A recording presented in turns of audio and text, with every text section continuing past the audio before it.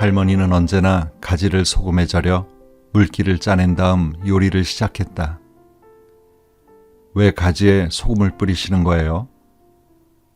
그래야 가지가 울거든. 사람처럼 가지도 울어야 쓴맛이 없어진단다.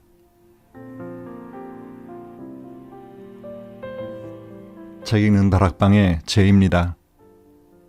프랑스 파리 하면 여러분은 어떤 이미지가 떠오르시나요?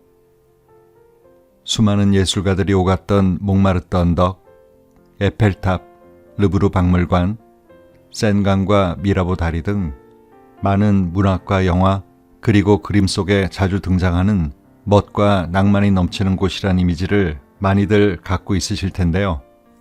하지만 여기도 사람 사는 곳이다 보니 마음의 상처와 인생의 문제로 힘들어하는 사람들도 많은가 봅니다. 매주 목요일 저녁 7시 파리 바스티유의 한 지하 카페에서는 누구나 허심탄회하게 자기 이야기를 털어놓을 수 있는 심리학 카페가 열린다고 합니다. 프랑스 언론이 파리 사람들이 가장 만나고 싶어하는 심리학자로 소개하고 오늘 소개해드릴 책의 저자인 모드란이 주최하는 모임으로 저자는 1997년부터 현재까지 이곳에서 심리학 카페를 운영해 왔는데요. 오늘 소개해드릴 책 파리의 심리학 카페에 그녀가 그동안 만난 5만 명의 상처 입은 영혼을 위로하며 깨달은 일, 사랑, 인간관계에 대한 심리학적 통찰 29가지를 담았습니다. 저자 역시 불우한 유년 시절을 보냈고 결혼해서 아들이 태어난 지 얼마 되지 않아 뇌출혈로 남편을 잃고서 우울증과 알코올 중독으로 삶의 밑바닥까지 굴러떨어진 적이 있었는데요. 정신분석 치료와 심리학을 공부하면서 다시 일어설 수 있었다고 합니다.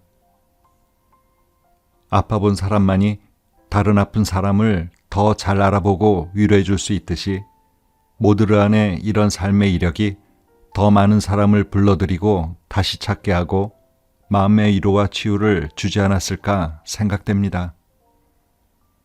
그럼 저자가 겪었던 이야기와 함께 본문에 있는 글 일부를 소개해 드리겠습니다.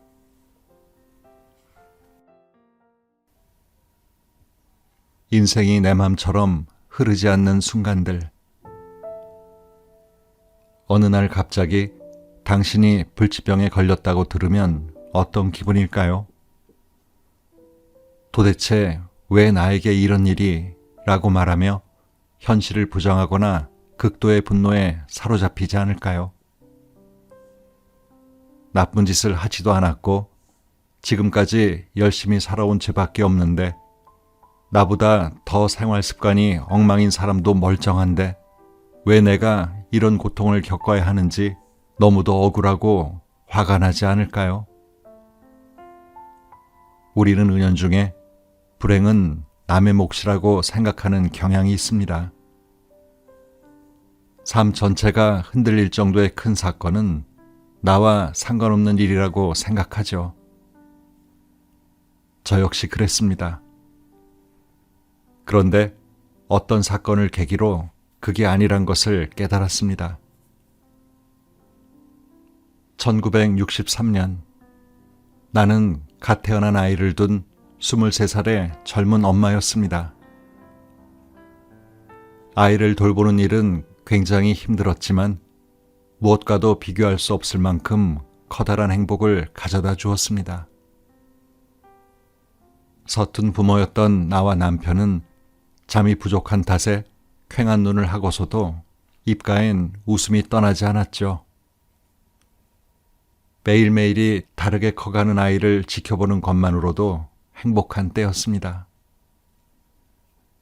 그날도 일터에서 돌아온 남편은 언제나처럼 서둘러 옷을 갈아입고 저녁 식사를 들었습니다. 온종일 육아에 지친 나를 대신해 아이를 돌봐주려고 서둘렀던 것이었죠.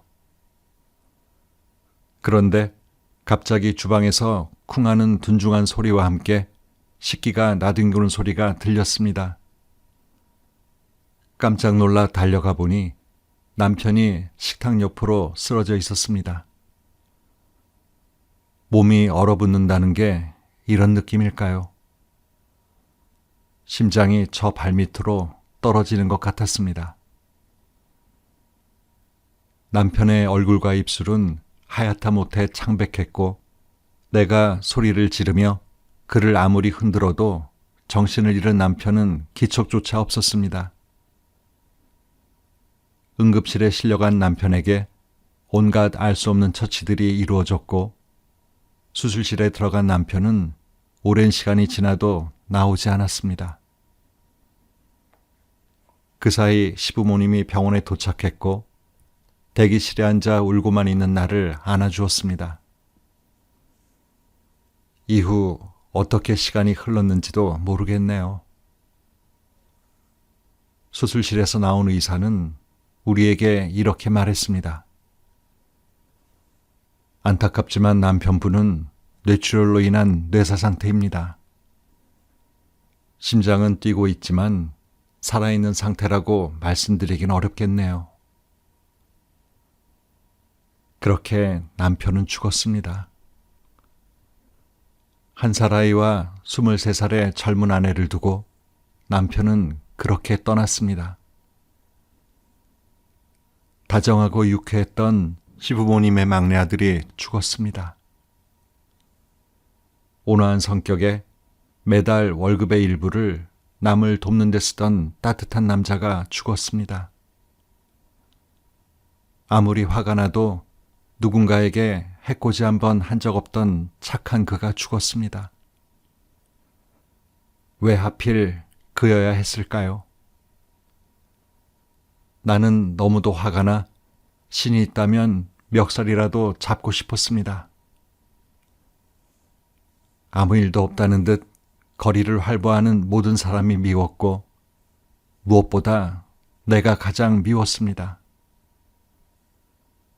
사랑한다는 말도 고맙다는 말도 충분히 해주지 못했으면서 작은 일에 토라지고 투정만 부렸던 제가 싫어서 정말 죽고 싶었습니다. 그때부터 저는 술만 마셨습니다. 아무 일도 하지 않았고 거의 아무것도 먹지 않았습니다. 술이 깨면 남편이 없다는 현실을 마주해야 했고 그러면 또 내 자신이 미워 견딜 수가 없었습니다. 그렇게 의미 없이 시간을 흘려버리길 어언 1년. 어느덧 훌쩍 커버려 아장아장 걸어온 아이가 오물대며 제게 말을 걸었습니다. 엄마, 엄마. 시부모님의 노력 덕분에 아이는 큰 부족함 없이 자라고 있었지만 역시나 아이에겐 제가 필요했나 봅니다. 아이는 작은 입으로 엄마를 연신 찾고 있었어요. 저는 문득 과거의 불행을 매일 곱씹느라 지금 이 순간의 소중함을 쓰레기통에 버리고 있다는 사실을 깨달았습니다. 아이를 안고 재우고 먹이고 놀아주며 행복한 추억을 만들어 주어야 할 소중한 시간을 나는 세상을 증오하는데 낭비하고 있었습니다. 남편의 죽음을 나와 아이의 인생의 걸림돌로 만들고 있는 건 다름 아닌 나였습니다.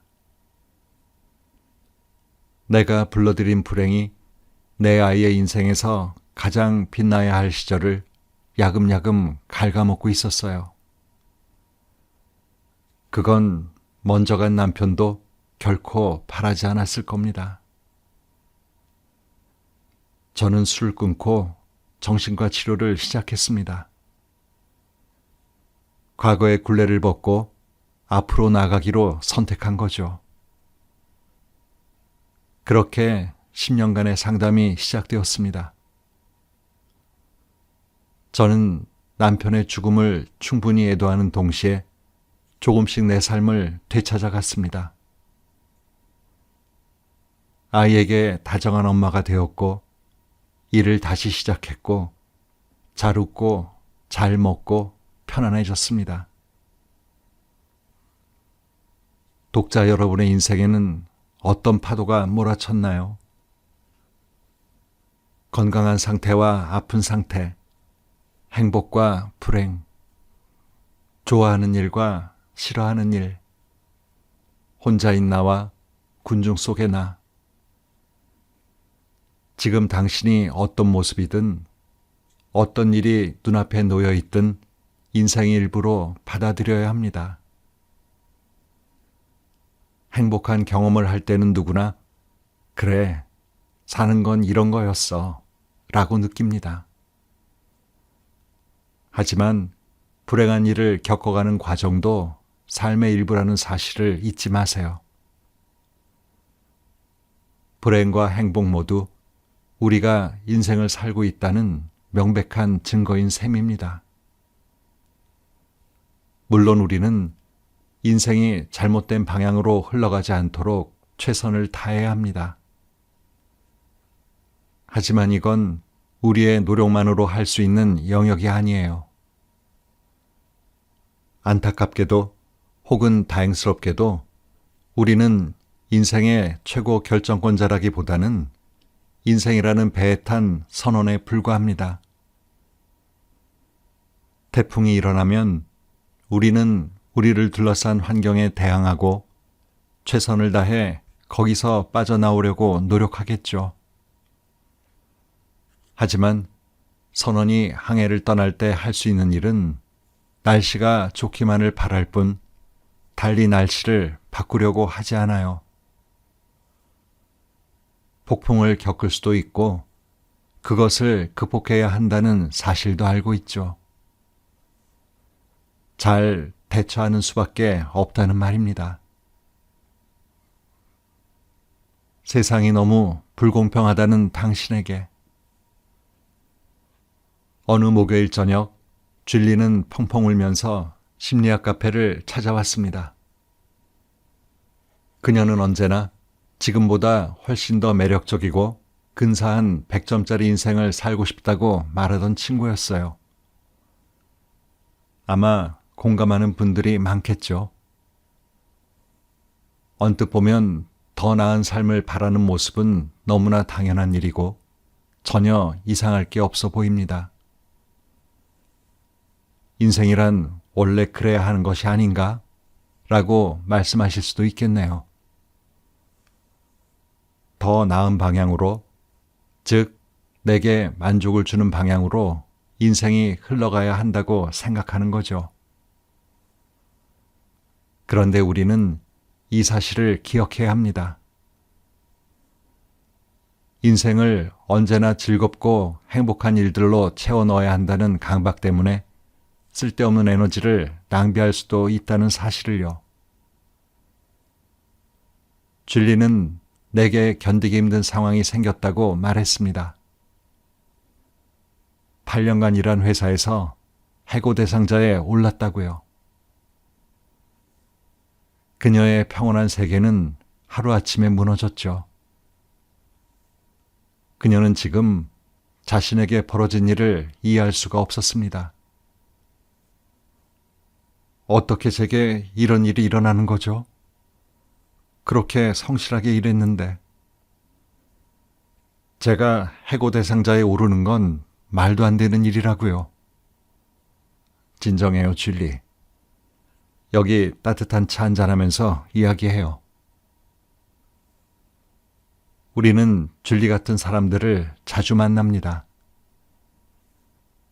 그들은 건강에 이상도 없고 일은 즐거워야 하며 월급도 꼬박꼬박 나오고 연애도 순탄하고 사회생활도 잘하는 게 무척 정상적인 일이라고 생각합니다.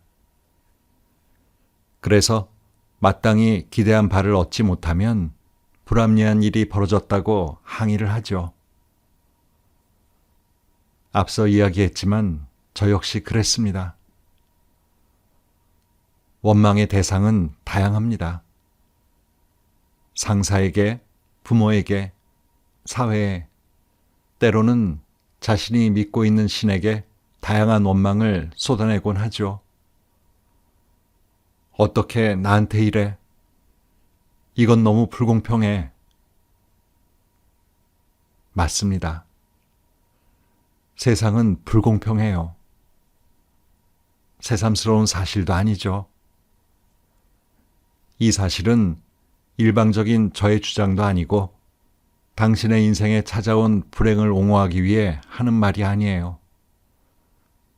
그저 인생의 진리죠. 삶은 원래 불공평합니다. 사람들은 음식점 메뉴판 앞에 서서 메뉴를 고르는 것처럼 인생을 대하곤 합니다.